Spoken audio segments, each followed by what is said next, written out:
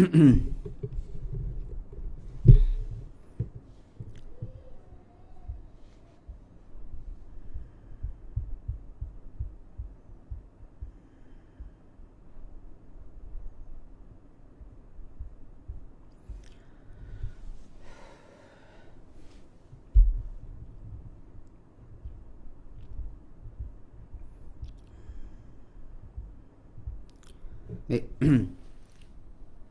Assalamualaikum warahmatullahi. Bismillahirrahmanirrahim. Alhamdulillahirabbil alamin. Nahmaduhu wa nasta'inuhu wa nastaghfiruh wa na'udzu billahi min shururi anfusina wa sayyiati a'malina. Man yahdihillahu fala mudhillalah wa man yudlilhu fala hadiyalah. Asyhadu an la ilaha illallah wa asyhadu anna Muhammadan abduhu wa rasuluh. Allahumma salli ala Muhammad wa ala ali Muhammad kama sallaita ala Ibrahim wa ala ali Ibrahim wa barik ala Muhammad wa ala ali Muhammad kama barakta ala Ibrahim wa ala ali Ibrahim fil alamin innaka Hamidum Majid.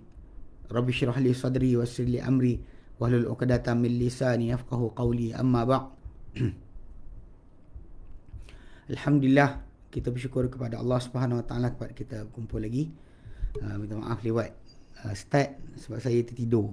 Saya tunggu-tunggu tadi kan lepas daripada kelas Baitul Rahmah. Tunggu kejap kan. Tengok terpadam. Tadi dia Abu Talha telefon pun sedar. Qadarullah ma syaa fa'ala. Malam-malam macam ni kan kata kita letih sikit, kita jadi hindu. So minta maaf lah kerana terlewat. Ala kulli hal kan, jadi kerana masih lagi ada masa, insya-Allah kita akan teruskan.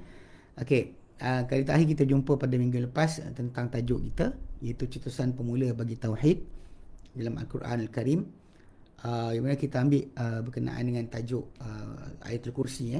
Ayatul Kursi yang mana Allah SWT isytiharkan dalam Ayatul Kursi tentang diri dia sebagai ilah yang mentadbir, yang mengurus, dan sebenarnya dengan apa yang telah persaksikan di situ, tak ada siapa sebenarnya patut sanksi berkenaan dengan kedudukan Allah Ta'ala sebagai Tuhan dia. Tapi cuma manusia ni kadang-kadang tidak jujur dalam menzahirkan akan dia punya perasaan sebenar ketika berhadapan dengan masalah tauhid ni. Tapi itu yang berakhir dengan masing-masing kedegilan tu, bahkan dia rasakan tak perlu nak berisytiharkan. Bahkan dia akan rasa dia akan lari daripada tauhid dan kita ambil yang kisah bagaimana berlaku orang yang mendebat Ibrahim, raja yang memerintah zaman Ibrahim AS. Dia kalah hujah dengan Ibrahim sebenarnya. Tapi dalam masa dia cuba juga kan, sedangkan dia tahu bahawa dia bukan Tuhan. Dia bukan Tuhan, bukan dia mentadbir, mengurus akan diri dia sendiri pun, apalagi alam ini, tapi tetap dia berdegil untuk tidak beriman dengan Allah Subhanahu Wa Taala. Baik. So jadi hari ini kita sambung malam ni kalau putus juga line, Allah alam pasal tukar router lah. Modem, router kan. Waktu modem tu dah tukar lah. Jadi apa yang kita beli tahun lepas pakai balik. Alhamdulillah setakat ni okey, dia tak ada naik turun. Tiasa laju je. Wallahu alam. Kalau nak kena jadi juga. Baik, hari ni kita masuk insya-Allah yang keempat hari ni dalam surah Al-Imran. Surah Al-Imran. Jadi mula yang kita ambil Fatihah, Al-Baqarah, sekarang Al-Imran. Al-Imran. Baik. Allah Ta'ala firman, A'udzu billahi minasyaitonir rajim. Allahu la ilaha illa huwal hayyul qayyum. نزل عليك الكتاب بالحق مصدقا لما بين يديه وأنزل التوراة والإنجيل من قبل هدى للناس وأنزل الفرقان إن الذين كفروا بآيات الله لهم عذاب شديد والله عزيز ذو انتقام. Okey. Allah la ilaha illahu. Allah tiada ilah kecuali dia. Al-Hayyu Al-Qayyum. Al-Hayyu Al-Qayyum, yang maha hidup lagi maha berterusan mentadbir. Ini nama yang sama yang kita dengar di dalam surah Al-Baqarah 255 itu ayatul kursi. Dalam ayatul kursi dia mempunyai lafaz yang sama. Itu Allahu la ilaha illa huwal hayyul qayyum. Allah, Tuhan tak ada ilah kecuali dia yang maha hidup lagi berterus mentadbir. Setengah para ulama menyatakan bahawa inilah dia Ismullahil Azam, nama Allah yang teragung, yang mana bila doa dengannya dia akan disahut. Dan jadi dikatakan itulah dikatakan sebagai nama Allah yang teragung. Walaupun Nabi sorokkan, kita Nabi sorokkan, tak beritahu siapa pun tentang nama tu mana satu. Tapi banyak orang cuba meneka, dan antara teka yang dicuba, yang dibuat oleh sebagian orang adalah teka terhadap nama Allah yang teragung. Dia kata ia adalah apa yang berada dalam dekat udara, tak dapat lihat, tak dapat disentuh, tak dilafazkan. Allah tak ada ilah kecuali dia. Ini pun ada termasuk antara nama-nama Allah Ta'ala yang dikatakan sebagai Ismullahil Azam. Banyak orang cari, tapi banyak orang cari nama tersebut. Dia cuba untuk minta macam-macam lah, pelik-pelik. Kononnya kan dapat, tapi banyak orang konon kata dapat, tapi tak dapat menyelesaikan masalah umat pun. Sebab benda tersebut memang Allah Ta'ala jadikan bukan sebagai matlamat hidup kita. Sepatutnya kita betulkan balik, tune balik kehidupan kita biar ke atas jalan Allah Ta'ala kehendaki. Baik. Nazzala alaikal kitab, ia turunkan engkau wahai Muhammad kitab itu Quran, bil haq, dengan kebenaran. Itu la raiba fihi, tiada keraguan padanya. Tiada keraguan padanya. Yang tiada keraguan padanya ni macam sebut dalam surah Sajadah, la raiba fihi min rabbil alamin, tiada keraguan padanya bahawa dia daripada Tuhan pentadbir sekalian alam. Itu maksud sebagai tiada keraguan. Keraguan apa? Tiada keraguan, dia ada diturunkan daripada Allah Azza wa Jalla. Musaddiqan lima baina yadayhi min kutub, dia kata membenarkan apa sebelumnya daripada kitab-kitab dan juga rasul-rasul. Membenarkan apa turun sebelumnya daripada kitab-kitab dan rasul-rasul. Wa anzala Taurat 'ala Musa, ia turunkan Taurat kepada Musa, Injil ke atas Isa. Injil ke atas Isa. Dan dia juga anzal Furqan, menurunkan Al-Furqan. Okey. Kalau kita ambil pada tajuk Furqan ni dalam Quran Karim, betul kadang-kala, bukan semua kadang-kala menjadi maksud Furqan itu sebagai Quran. Sebagai Quran. Tapi ada kalanya bukan Quran. Menjadi pemisah antara hak dan batil. Mungkin undang peraturan. Mungkin Allah Ta'ala sebutkan itu Allah. Tapi pentingnya khilaf berlaku berkenaan dengan Al-Furqan. Quran tak ada masalah. Furqan tu ada maksud yang bukan Quran. So Allah Ta'ala sebutkan Quran kan dalam surah Al-Baqarah.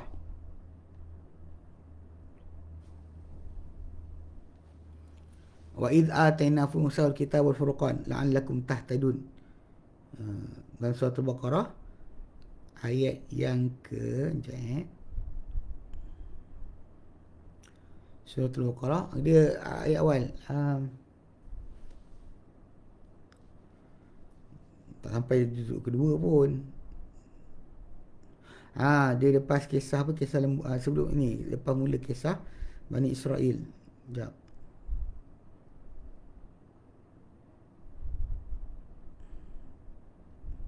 Okey. Dia ayat yang ke okey. Wa idh atayna Musa al-kitab wal furqan, ayat 53.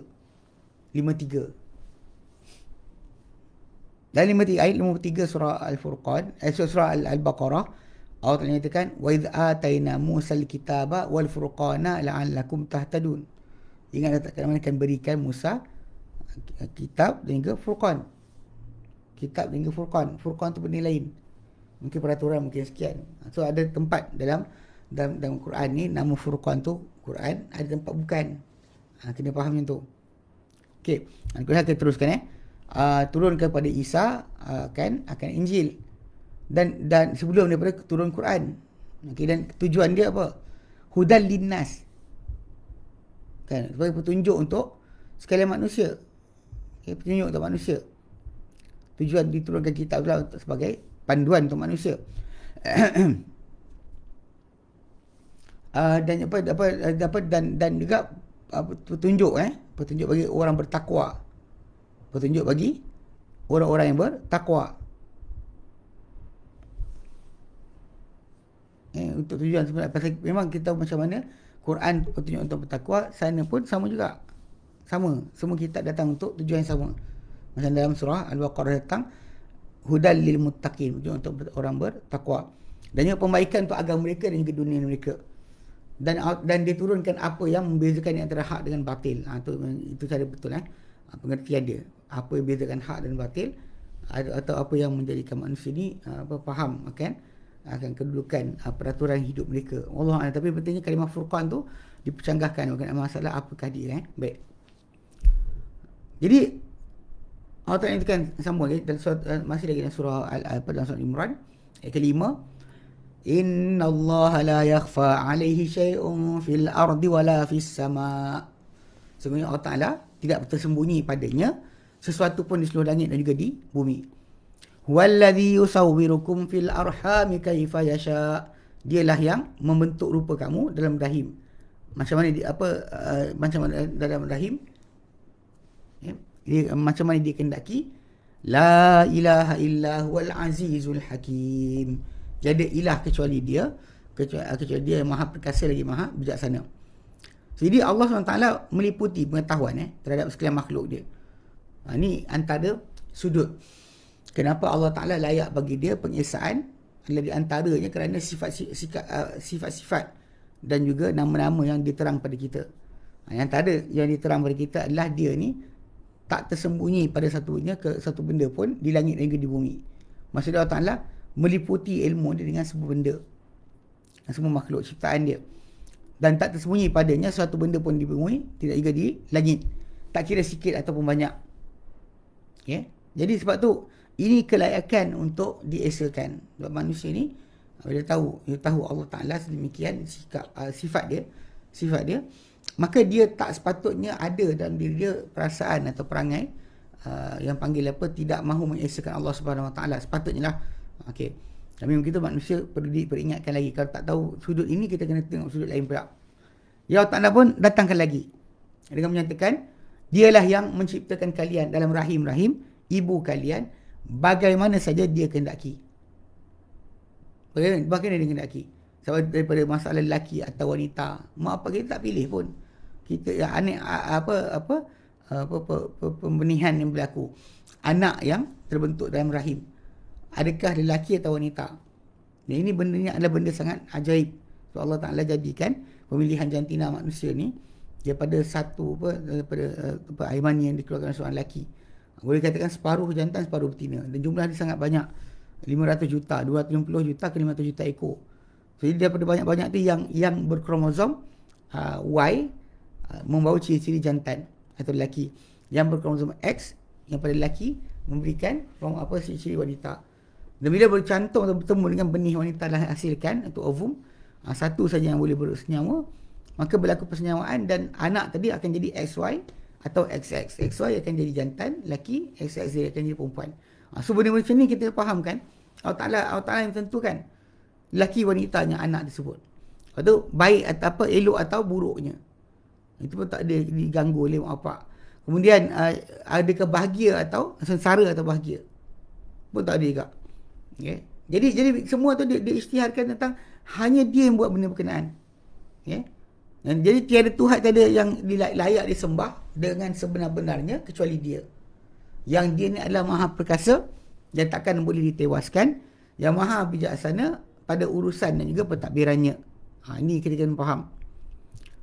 Dan Allah Ta'ala menzahirkan lagi dalam surah Al-Imran, selain daripada permulaan ayat-ayat yang kita bacakan tadi, Allah Ta'ala juga memberikan kepada kita pemberitahuan tentang pengesaan atau kedudukan dia sebagai ilah ni dibuktikan dengan tanda-tanda dan juga keterangan. Allah Ta'ala nyatakan dalam surah Al-Imran ayat 18-19, Allah Ta'ala nyatakan a'udzubillahi minasyaitanir rajim. Syahidallahu annahu la ilaha illa huwal malaikatu wa ulul ilmi qa'iman bil qist. La ilaha illa huwal azizul hakim. Inna ad-dina 'indallahil Islam. wa ma ikhtalafa alladhina utul kitaba illa min ba'di ma ja'ahumul ilmu baghyan bainahum wa man yakfur bi ayatillahi fa innallaha sari'ul hisab. Baik. Syahid Allah menyaksikan, bersaksi Allah Ta'ala. Bersaksi Allah Ta'ala bahawa tiada ilah kecuali dia. Tiada ilah kecuali dia. Bahawa dia Allah Ta'ala bersendirian dengan ketuhanan. Tak ada siapa berkongsi. Kan? Syahid Allah annahu la ilaha illahu. Kan? Tiada ilah, dia menyaksikan sendiri. Kemudian digandingkan. Digandingkan syahadah tersebut, penyaksian itu dengan penyaksian para malaikat. Dan juga penyaksian ahli ilmu. Wal malaikatu wa ulul ilmi, dan juga ahli ilmu. Semua ni qaimun bil qist, yang mereka ni di atas apa? Di atas penyaksian yang paling besar. Ke atas penyaksian paling besar, dan penyaksian tadi ya apa adalah yang ke atas keesaan Allah Subhanahu wa taala. Okey. Dan pelaksanaan Allah Taala dalam dengan segala keadilan. Maksudnya apa Allah Taala buat di dunia ini semuanya dia Maha Adil. Ni benda yang apa? Satu benda yang apa zaman sekarang ni, ialah seorang mukmin tu dia kata mukmin, tapi dalam masa yang sama dia tak berdapat kita panggil apa untuk memperakui dengan sebenar-benarnya. Kadang-kadang dia kata Allah Ta'ala Maha bijaksana, Allah Ta'ala Maha kuat, Maha mengetahui, tapi sering tindak tanduk diri dia tidak bertepatan dengan nama-nama Allah Ta'ala yang dia belajar. Ni kena faham betul. Baru ni ada apa seorang hamba Allah Ta'ala, ya sepatutnya saya kaunseling dia. Kaunseling baiklah kan, bagi tahu pada dia elok ke tidak, apa yang baik kan.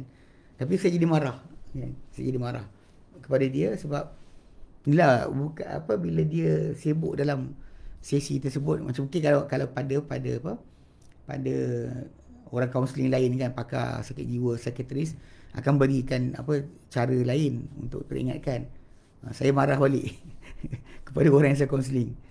Sebab yalah, bila dalam diri manusia ni ada sikap suka menyalahkan nasib, menyalahkan takdir, menyalahkan mak bapak, menyalahkan apa persekitaran di atas apa berlaku pada diri. Okay. Pasal diri dia Allah Ta'ala bagi panduan ataupun panggil apa, kawalan diri kita ni Allah Ta'ala serah pada kita. Dia beri betul petunjuk dan tarik dan berikan kita ilham. Tapi dia tak paksa kita untuk buat apa yang kita terlintas kepala kita. Tak paksa kita. Dia bagi kita sepenuh-penuh kebebasan untuk memilih. Dan juga untuk bertindak dengan apa yang kita rasakan terbaik, ataupun kita rasakan kita seronok dengan keputusan berkenaan. Sebab problem sekarang ni, bila manusia ni dia mula panggil apa, contoh macam buat accusation, cari punca. Dia ada masalah, dia cari punca. Siapa sebab ni?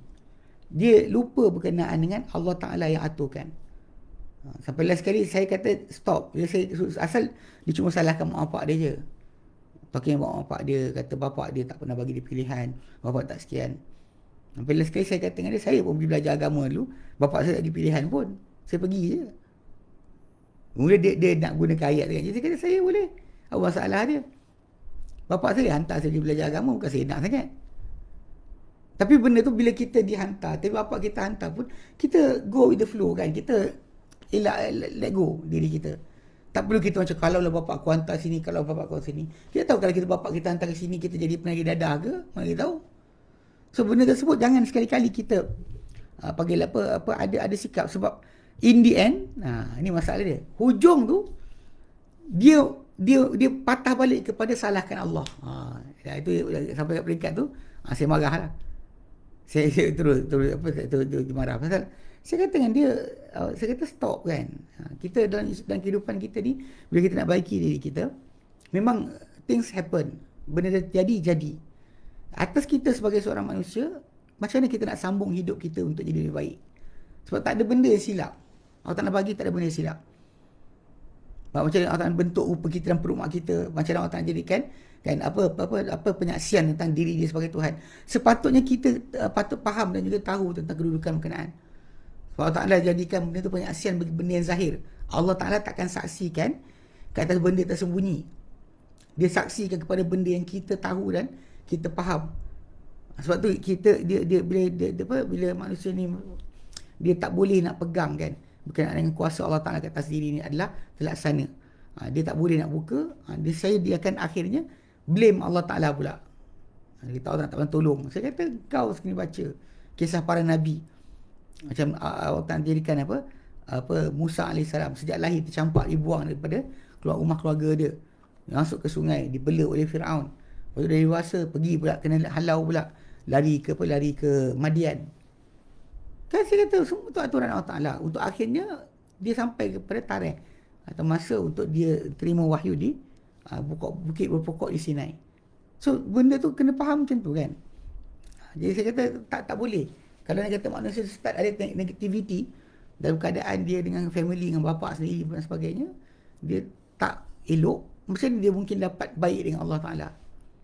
Mana mungkin dia akan baik dengan Allah Ta'ala, baik sangka dengan Allah Ta'ala. Ini sangat bahaya sebenarnya. Sebab tu kenapa kalau dalam diri kita ni ada sebarang perasaan rasa tidak puas hati kepada bapa kita, mak kita dan sebagainya kan, jangan teruskan sikap tersebut. Kalau diorang silap, diorang boleh salah, tapi tidak bermaksud kita pun boleh kita dihalalkan untuk buat benda salah. Mereka tersilap buat pilihan. Okey, biasalah manusia.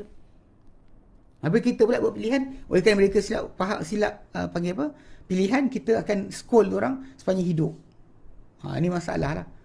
Ini ada sikit masalah. Saya macam tahulah. Okey, agak masalah sikit. Okey. Jadi maksud dia pasal apa? Pasal bila kita kata Allah Ta'ala syahidallahu annahu la ilaha illahu, bersaksi Allah Ta'ala Tuhan melainkan dia, tak ilah kecuali dia. Wal malaikat, para malaikat pun berikan penyaksian sama. Wa ulul ilmi, dan ulul ilmu pun berikan ilmu, berikan penyaksian sama. Bila kes dengan kesaksamaan kan, dengan la ilaha illahu al aziz, dan dia tiada ilah kecuali dia yang maha perkasa ya.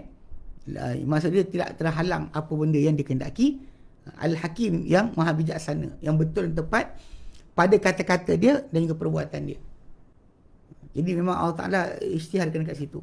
So lepas tu diterangkan dalam ayat berkenaan, kerana tauhid ini tak boleh tidak, mesti terjadi, berlaku dengan kita panggil dengan aturan, dengan susunan.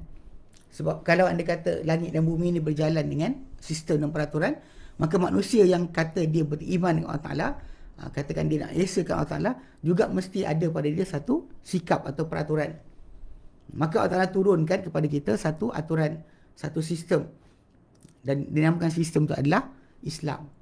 Lepas tu Allah Ta'ala pun sebut inna dina indallah al-Islam. Sebenarnya agama yang diredai oleh Allah Ta'ala untuk makhluk-makhluk ciptaannya adalah Islam. Yang diutuskan Rasul-Rasul demi kerananya adalah Islam. Kan? Maksudnya dia sebut itu, dia istiakan Islam tu tak ada lain dah. Okay. Tak ada lain dah kecuali Islam lah yang diutuskan untuk semua. Kalau tak menyatakan wa makhtalafal ladina utul kitaba illa min ba'di ma ja'ahumul ilmu baghyan bainahum, dan tidaklah bercanggahan orang-orang diberikan mereka kitab kecuali sudah mana datang pada mereka ilmu, mereka ada kedengkian, kebencian satu sama lain di antara mereka. Jadi lepas tahu yang betul, maka mereka masih lagi cuba untuk bermusuh-musuhan kerana ini masalah sikap manusia tadi. Kebenaran itu kebenaran, tapi sikap manusia bawa kebenaran tadi mungkin akan bermacam-macam keadaan. Dan memang kita kata tak boleh kita nak hentikan ni tabi'i manusia daripada mula kejadian Adam AS sampai anak dia mula pun yang berbunuh-bunuhan kerana kedengkian, kebencian di atas satu sama lain. So bila kita bincang mengenai masalah tauhid ni, dia memang kena relate sebagai kena ada dalam diri manusia tadi untuk bermuamalah dengan mengesahkan Allah SWT. Dia kena ada sikap ataupun ada keadaan bersihkan diri dia, hati dia daripada sebarang kotoran-kotoran dan noda-noda.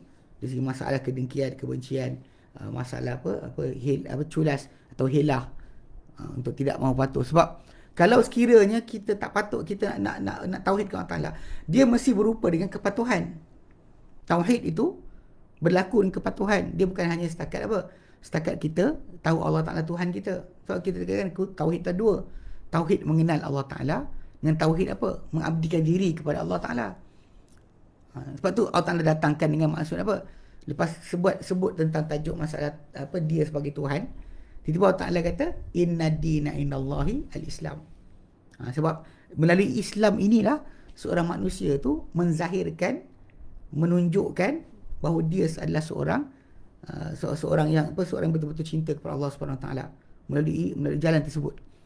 Sebab Islam ni dia bukan bermaksud hanya nama agama. Bahkan Islam ni adalah cara hidup. Perintah, larangan Tuhan, benda boleh, benda tak boleh, semua sekali duduk dalam Islam. Sebab tu bila kita kata kita tauhidkan Allah Ta'ala, kan, maka Allah Ta'ala sebenarnya suruh kita tauhidkan dia atau esakan dia dengan kita patuh kepada Allah Ta'ala sahaja. Hanya taat, menyerah kepada Allah Ta'ala dengan ubudiyah. Dan ubudiyah tadi dizahirkan dengan perbuatan kita. Mana amal soleh yang kita laksanakan. Itu ubudiyah itu penzahiran kepada iman kita dengan dengan kelayakan Allah Ta'ala untuk dia abdikan, untuk dijadikan sebagai yang disembah. Itu ubudiyah yang kena ada. Sebab manusia ni kalau setakat ada kenal Tuhan tapi tak ada ubudiyah, tak guna. Dan ubudiyah tu kalau kita dalam bincang ayat tadi yang kita bincangkan, ayat yang ke-19, ubudiyah kita tu berlaku dengan Islam. Dengan Islam, bukan dengan yang lain. Tapi namun begitu macam kita sebutkan tadi kan.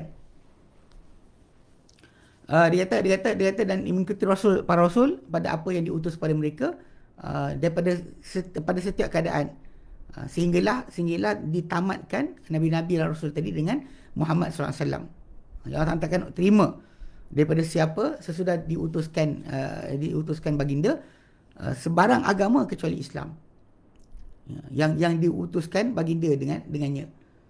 Itu asas. Maksudnya Islam itulah yang patut berlaku. Cuma dalam kita kata nak kepatuhan kepada Allah, kita nak tauhid. Kita sebut tadi perlu ada penyucian jiwa.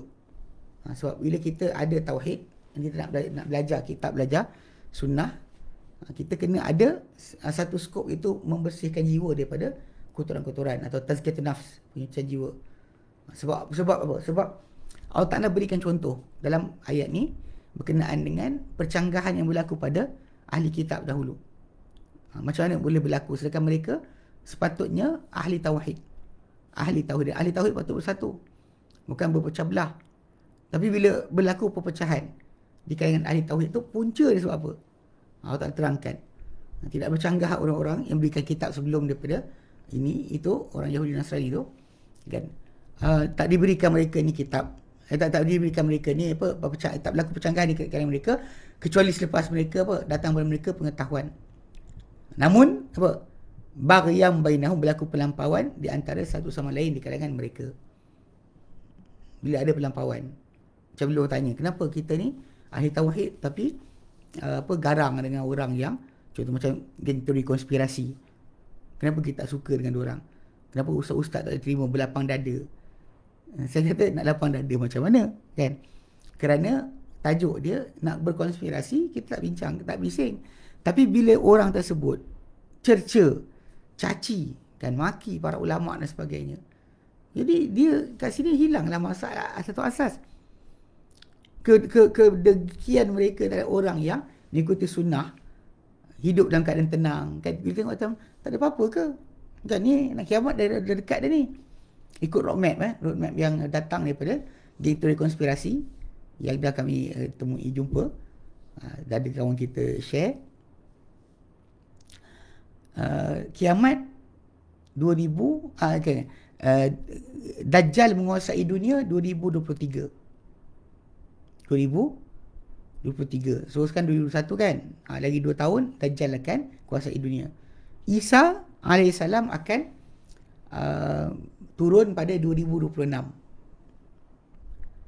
Jadi kalau saya kan jadi kita kan yang belajar nas Quran dan hadis Nabi SAW, yang kita diajarkan untuk tidak berkata-kata kecuali dengan ilmu, kita rasakan macam melampau kan. Dia ambil ayat Quran surah apa, dia letakkan huruf awal huruf ke, tengah-tengah ayat ke, dia potong ayat Quran tu suka hati dia dan dia kata ayat ni maksud sini, ayat ni maksud sini. Jadi benda sini kita kata berlaku pertelingkahan di antara kita. Yang kadang orang kata ahli tauhid. Tauhid itu betul, semua orang nak jadi tauhid, tapi masalah kenapa berlaku pelampauan sesudah datangnya pengetahuan. Dekat sini perpecahan akan berlaku. Yang kita berkeras untuk tidak benarkan mereka bercakap-cakap mengenai orang awam atau mengenai para ulama atau mengenai kerajaan pada benda-benda yang tak sepatutnya mereka katakan. Itu je. Nak berkonspirasi kan dalam rumah ada bincanglah. Makan wagyu ke, tak ada masalah. Bincanglah. Islam tak pernah kacau bab tu. Tapi tauhid yang kita ada takkan boleh tulus dan ikhlas kepada Allah Ta'ala kecuali kita dah buang daripada diri kita atau kita hilangkan daripada perasaan kita segala ciri-ciri mazmumah. Ciri-ciri yang mazmumah, yang tercela, yang hina, patut kita elakkan. Sebab ini bahaya. Sebab manusia yang dalam hati dia ada kotoran, dia tak boleh akan melaksanakan tauhid dengan benar. Perlu ada iringan.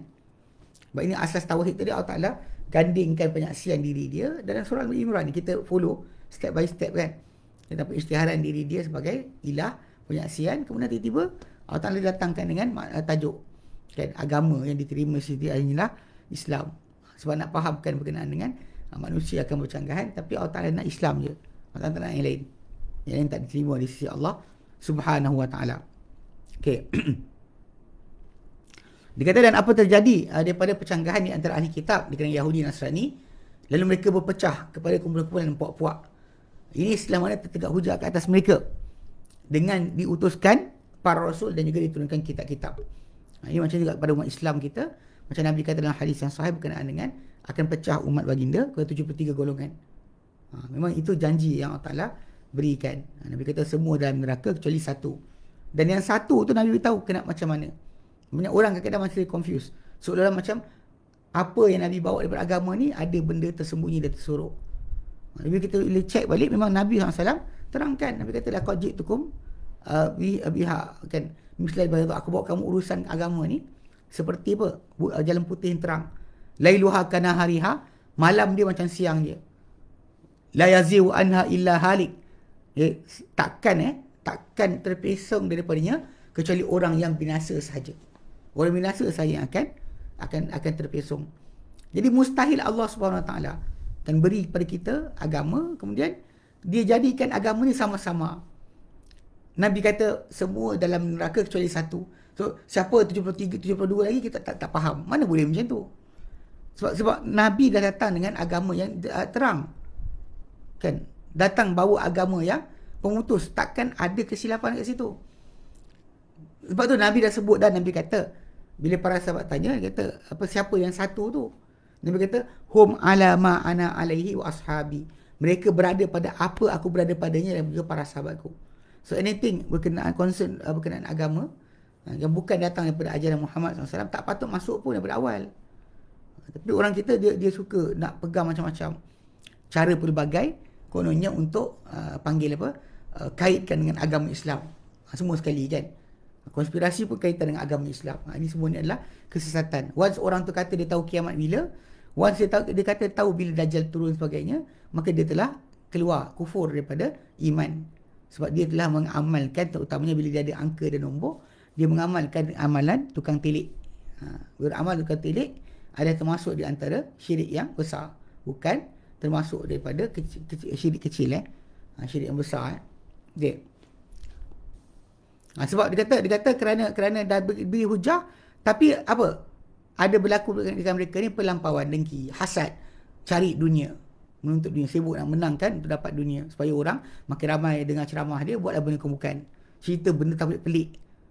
Cerita bahawa sekarang ni orang tengah tunggu Raja Jordan punya anak menjadi Imam Mahdi. Nama bukan nama, macam dalam hadis Nabi. Hadis Nabi cerita lain. Hadis Nabi kata Muhammad bin Abdullah, dia cari takwilan bukan daripada salafus soleh, bukan daripada ajaran ahli sunnah, datang daripada orang yang tak dikenali, tiba-tiba kata maksud tu nama tadi boleh jadi hanya bertepatan. Tapi belah mana Muhammad bin Abdullah bertepatan dengan Hasan? Ke mana datang Hasan tu bertepatan dengan Muhammad bin Abdullah? Apa ni? Ni kata dia berkata takalluf, memberat-beratkan diri dengan apa yang tak patut diberatkan. Ini sangat bahaya. Sangat bahaya. Baik. Dan jadi maksud dia, okay. Dan Allah Ta'ala nyatakan di hujung ayat tersebut, di ayat ke-19 tu dia kata wa may yakfur bi ayatillah, dan sebab kufur dengan ayat-ayat Allah, bukti-bukti Allah, fa innallaha sari'un hisab, Allah Ta'ala amat cepat akan perhitungan dia.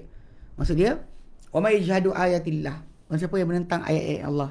Okay, ayat-ayat Allah ni berkali-kali kita terangkan, dia bukan ayat Quran. Ayat Quran maksud dia ayat-ayat Quran, bukan sentence of Al-Quran.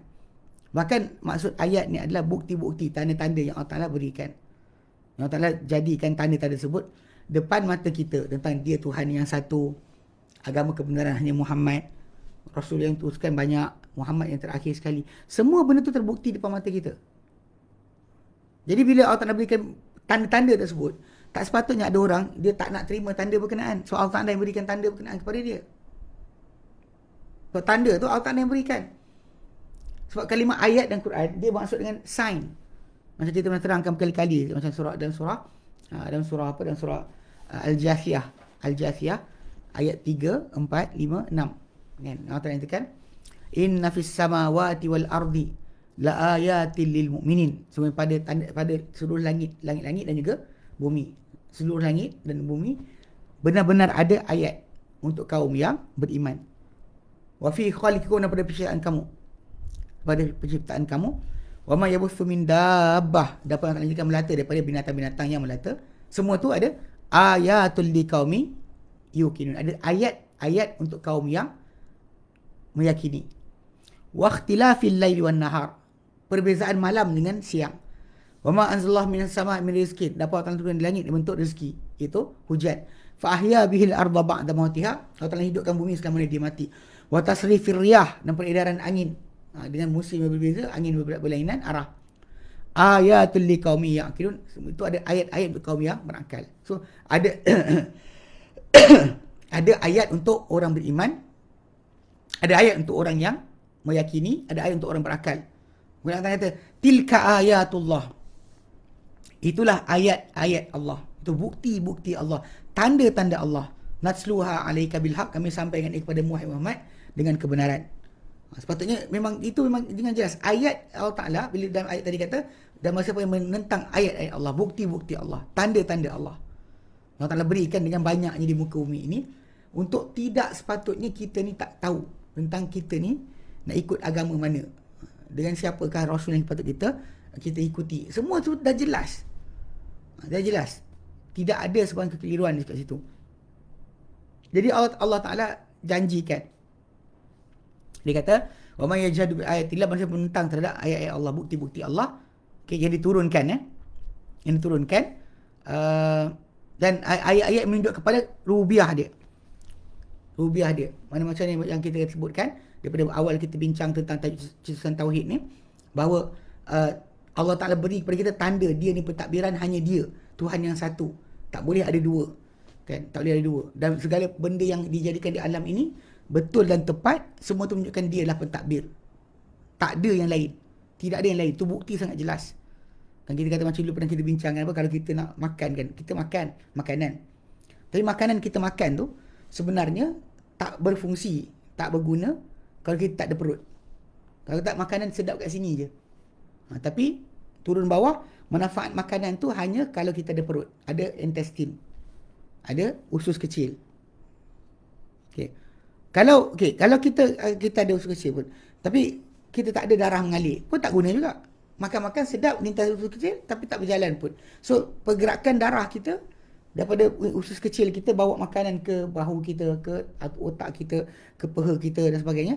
Perbawakan makanan tadi, itu yang menunjukkan bahawa Allah Ta'ala dia jadikan perut kita, tapi perut kita tak boleh berfungsi dengan sendiri, perlu kepada aliran darah. Aliran darah pula perlukan kepada apa? Perlukan kepada oksigen. Kalau kita berhentikan oksigen, badan kita akan berhenti mati. Okay, dan kemudian oksigen yang kita hirup tadi perlu kepada pokok. Sebab untuk sustain oksigen tu cukup, pokok kena ada. Pokok pula untuk buat proses fotosintesis menghasilkan oksigen yang baru perlu kepada cahaya matahari. Kalau cahaya matahari tidak ada, pokok kita tak boleh buat tak ada fotosintesis. Okey, tak boleh berhasil oksigen. Okey. Cahaya radiasi matahari kita dengan yang pokok dapat tu, radiasi dia adalah betul dan tepat berdasar pada jarak kita dengan matahari dan umur matahari itu sendiri. Kalau ni katakanlah berlaku sesuatu kepincangan dan sis solar kita. Sis solar kita bergantung pula dengan kita punya sistem galaksi kita. Semua bentuk berkait. Kalau untuk perut kita berfungsi, kalau ke atas tu rosak, kacau sistem solar kita. Solar kita kacau cahaya matahari kita. Cahaya matahari kita kacau akan fotosintesis. Fotosintesis terkacau, terganggu oksigen. Oksigen terkacau, terganggu paru-paru. Paru-paru terkacau, jantung tak berdegup. Jantung tak berdegup, darah tak mengalir. Darah tak mengalir, tak guna kita ada perut. Tak guna kita ada perut. Tak guna kita makan. Itu dah fahamkan macam mana konsep dia. Maksud dia untuk perut kita berfungsi, perlu betul sistem sampai ke atas kepala kita.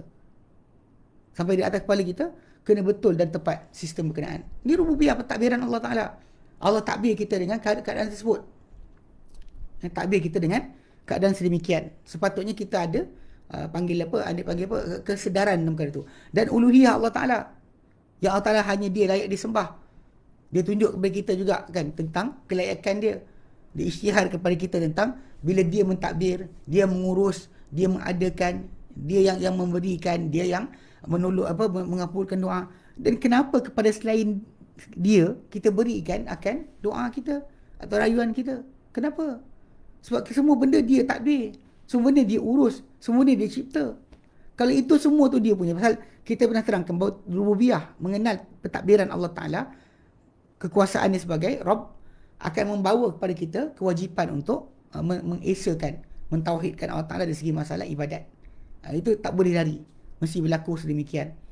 Maka Allah Ta'ala sebutkan tentang amaran. Kalau orang tersebut, dia dah diberikan bukti-bukti, tapi dia menentang juga. Maka Allah Ta'ala berikan amaran dengan فَإِنَّ اللَّهَ سَرِيعٌ الْحِسَابِ. Maka Allah Ta'ala amat cepat dia punya penghitungan. Maka dia akan balas mereka manusia ni dengan apa mereka dahulu kerjakan. Tapi kena ingat, pembalasan bagi orang yang membuat kekufuran ni cepat. Dari sudut masalah, kita kata macam di mahsyar nanti, bila mana permulaan seruan ketika di mahsyar, dalam hadis sahih Muslim datang Nabi kata, bila manusia berada di mahsyar semua sekali, seruan pertama sebelum daripada pergerakan untuk hisab, bahkan sebelum syafaat daripada Nabi SAW untuk semua makhluk dihisab, seruan pertama adalah man kana ya'budu syai'an falyattabi'hu. Siapa-siapa sembah apa-apa ini selain Allah Ta'ala, maka ikut apa dia sembah. Diasingkan siap-siap, disegerakan akan perhitungan ke atas mereka, tidak ditangguhkan, tidak akan diberikan peluang. Itu maksud dia. Maksud dia. Tapi kesengsaraan menanti tetap berlaku. Kesengsaraan menantikan akan waktu ataupun menantikan akan perhitungan. Dia adalah sebenarnya tempoh yang sangat-sangat meletihkan juga memenatkan.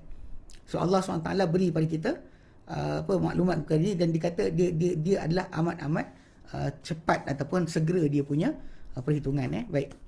Wallahu alam. Sekejap tengok soalan apa benda. Kerana soal bukan muka orang ni. Okey.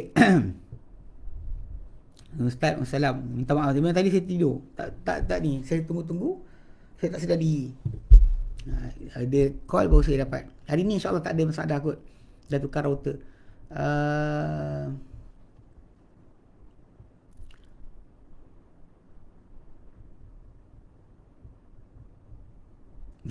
Saya tiba Pak Marifat kita tu lah. Tapi itulah kita tauhid ni dia tak pernah lari daripada Al-Quran. So bila kita baca Al-Quran Karim, sedarlah sebenarnya Allah Ta'ala nak suruh kita mengesakan dia. Tapi sudut pengesaan Allah Ta'ala tu pernah kita terangkan. Kita kata Al-Quran Karim ni sebenarnya dia isi dengan tiga perkara besar. Kata Ibn Qayyim Al-Jauziyah. Pertama tentang nama-nama dan sifat Allah Subhanahu Wa Ta'ala. Okay. Kemudian kedua tentang peraturan dan perintah yang Allah Ta'ala mahu supaya kita laksanakan, itu adalah penzahiran bagi tauhid. Dan kemudian yang terakhir adalah nasib bagi orang-orang yang mengikuti tauhid atau orang yang tidak mahu mengikuti tauhid.